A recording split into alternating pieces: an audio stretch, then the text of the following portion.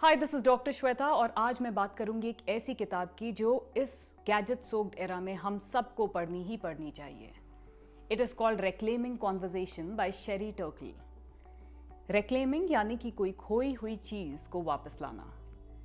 Author का मानना है कि इस पूरे गैजेट सोक्ड एरा में जहां हम कॉन्स्टेंटली टेक्सटिंग कर रहे हैं, चैटिंग कर रहे हैं, अपडेट कर रहे हैं, अपलोड कर रहे हैं, वहां कहीं हमारी जो एक यूनिकनेस है, human uniqueness of face to face conversation, वो गायब हो गई है।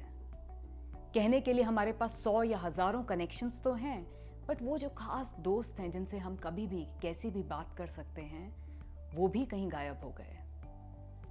हमारा एक ये फॉल्स बिलीफ है कि अगर हम कॉन्स्टेंटली कनेक्टेड नहीं रहेंगे तो हम लोनली फील करेंगे, बट ऐसा नहीं होता। ये एक्चुअली बिल्कुल रिवर्स होता है। जब तक कि हम अपने साथ अकेला रहना नहीं सीखेंगे, हमें अकेलापन हमेशा खाएगा। So we have to learn to be in solitude. Solitude does not mean कि मैं अपने कमरे में, अपने घर में, अपने फोन के साथ अकेले रहूं, नहीं। Solitude means going inwards and looking into ourselves. क्योंकि जब तक हम अपने आप को सही तरह से नहीं पहचानेंगे, हमें कोई और कैसे पहचानेगा। So solitude is not equal to loneliness.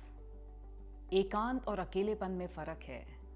Picasso ने कहा है कि जब तक आप सॉलिट्यूड में रहना नहीं सीखेंगे, आप कुछ भी बहुत ग्रेट काम नहीं कर पाएंगे। ऑथर ने यह भी बताया है कि कैसे being in a gadget soaked era हमारे बच्चों के लिए एक नेगेटिव इंपैक्ट क्रिएट कर रहा है।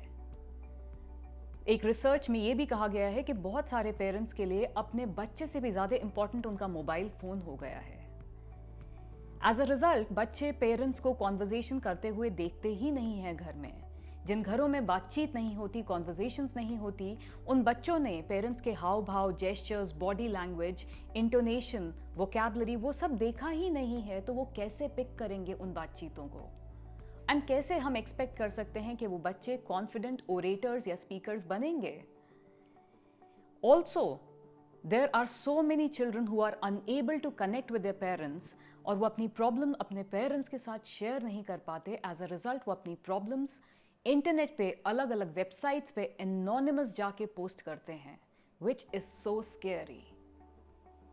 वहीं वो पेरेंट्स अब सोशल मीडिया पे अपनी फ्रेंड्स और अपनी पूरी दुनिया से कनेक्टेड हैं, बट सैडली अपने घर में बैठे उस बच्चे से डिस्कनेक्टेड हैं।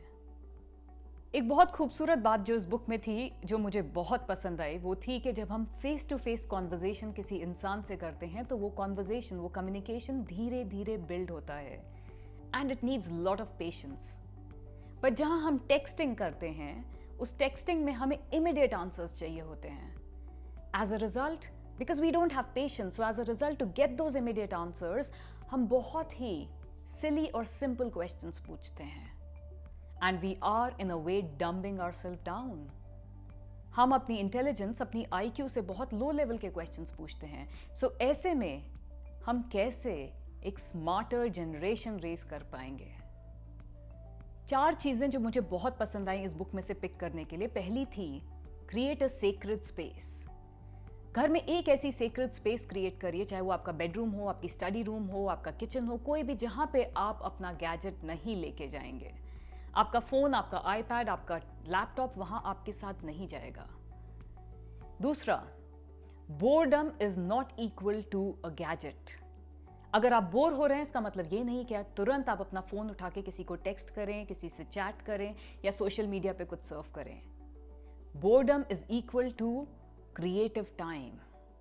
वो एक समय है आपका इमेजिनेशन का, जहां पे आप कुछ क्रिएटिवली बनाएं, सोचें, करें, अपने आप को, अपनी बाउंड्रीज को एक्सपैंड करें। तीसरी बात, बच्चों को शुरू से ही आदत डालिए not to carry their phone और tablet to the bedroom at night. नहीं ले जाना हमें फोन या टैबलेट रात को बेड में अपने साथ। And fourth, and a beautiful message that the author conveys, show your respect to the person you are talking to. जब भी आप किसी के सामने फेस टू फेस बात कर रहे हैं तो प्लीज उसको रिस्पेक्ट दीजिए, उसकी बात को, और अपने फोन को उतनी देर के लिए कहीं छुपा के रख दीजिए, अपनी पॉकेट में, अपने बैग में। उसको टेबल पे साइलेंट मोड में भी मत रखिए, because when a phone is on the table and you're talking to somebody else, it is a huge sign of disrespect. It means कि अगर ये फोन बज किया तो मैं आपकी कॉन्वर्सेशन से पहले प्रायोरिटी इस फ़ोन को दूंगा।